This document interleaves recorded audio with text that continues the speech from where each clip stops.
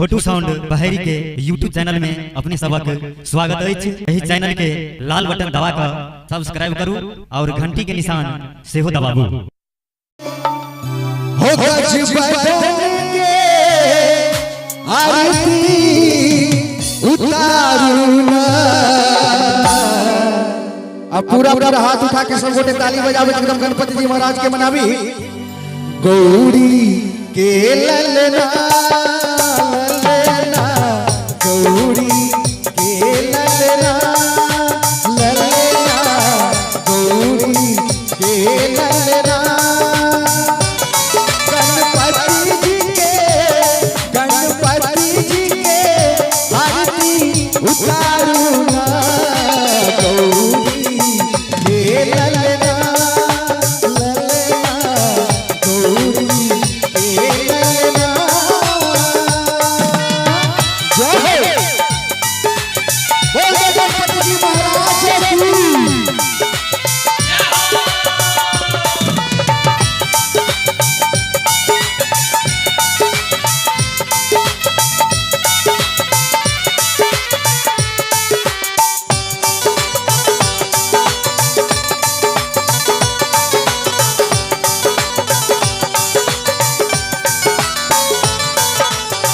सोना के सुराही में गंगा जल आनो।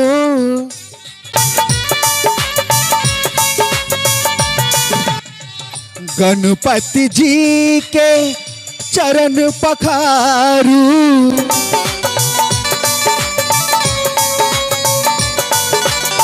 सोना के सुराही में गंगा जल आनो। गणपति जी के चरण पखारू। गज बदन के भोग लगाबू ना।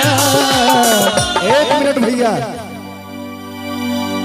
बोल दे गणपति जी महाराज की।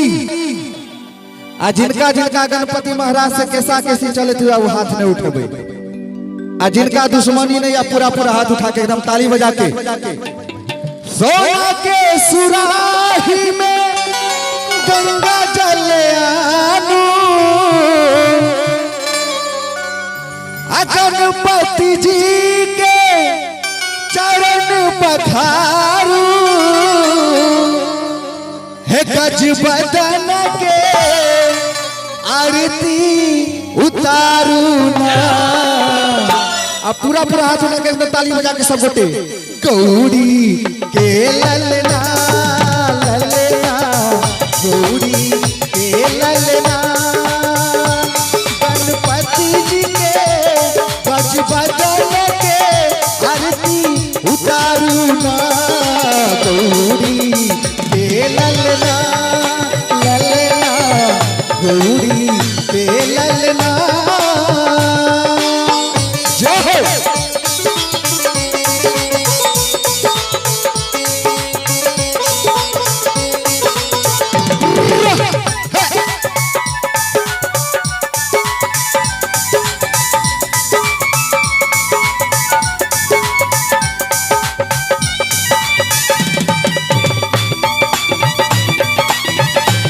क्या बात है। लड्डू के भोग दियन सब करू सेवा।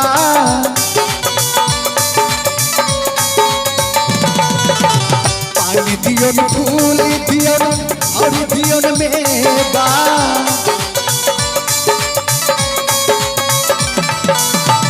लड्डू के भोग दियन सब करू सेवा। पानी दियन फूल दियन और दियन मेवा। गणपति जी के गज बदन के गणपति जी मुझ पर विराजू ना। गौरी के ललना ललना गौरी के ललना गणपति जी के आरती उतारू ना।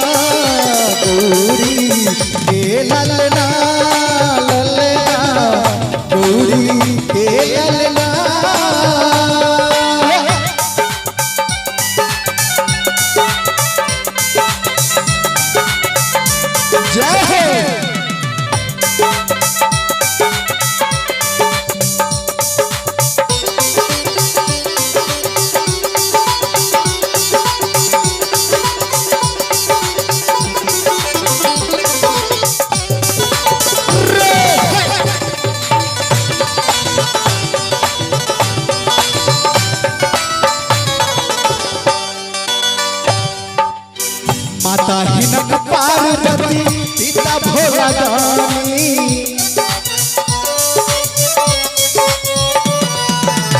महिमा अपार हिनकर सब कियो जानी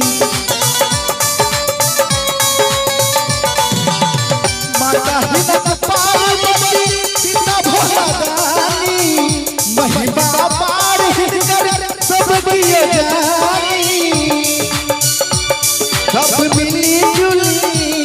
सब मिली जुली गणपति पुकारूला गौरी के ललना ललना गौरी के ललना ललना गौरी के ललना गणपति जी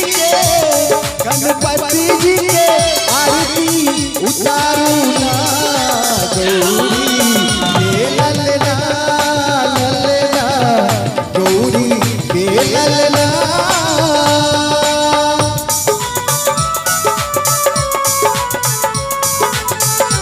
जय हो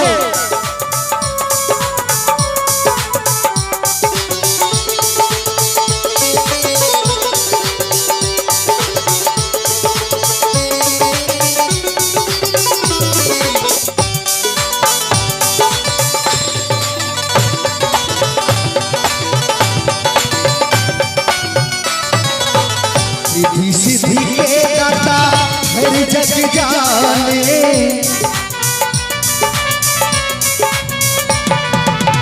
प्रथम ही पूजा होए सब प्रिय माने रिद्धि सिद्धि के दाता हर जग जाने प्रथम ही पूजा होए सब प्रिय जाने गणपति जी के सब भक्ति मिली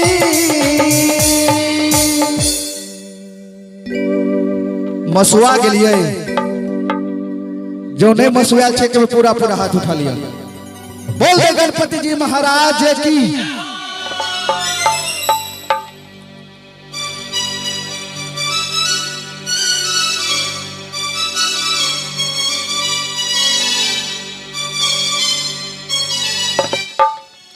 और इस सुंदर से आशीर्वाद अपने छी आरती ग्लास एंड प्लाई हाउस आरती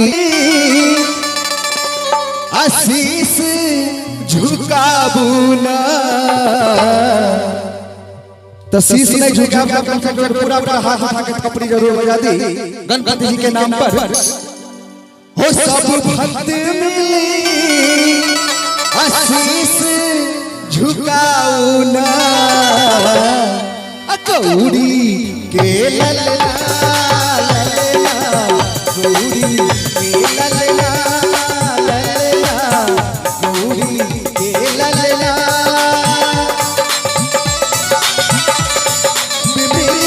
आरती उतारूना गौरी के ललना ललना गौरी के ललना